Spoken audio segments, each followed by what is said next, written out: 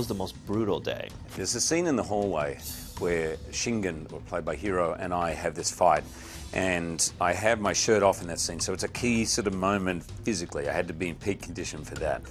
And I went on a water dehydration diet so that I could be as ripped and cut as possible for that. So for 24, 30 hours, you don't drink any liquids. So I had a massive headache. I trained really hard that morning, and you start cramping up. And then we were doing this fight I had the real claws on, he had the sword, and it was very precise. Now, Hiro is done 80 films, and he's a genius. And he can pull a sword like that far from you every time.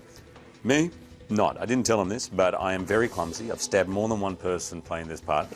And he was very, very trusting of me. But I was headachy, a little bit faint, and doing that fight sequence. By far the toughest day of all. I was glad to walk away from that one. I mean, you've done this over and over again, but I mean, is it safe to say this is the furthest you've pushed yourself physically? Yeah. Wife and kids, what do they think of the Wolverine physique? You know, Deb will tell you that she doesn't like it. She prefers me chubby because it makes her look better.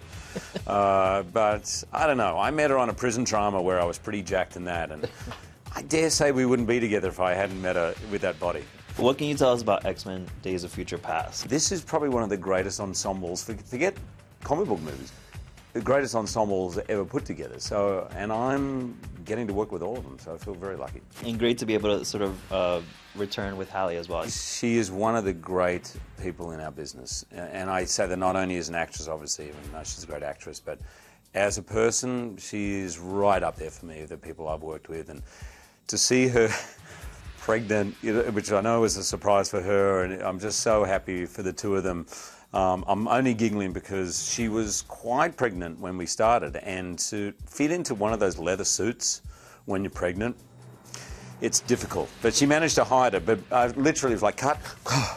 And she would have, ready, action, here we go.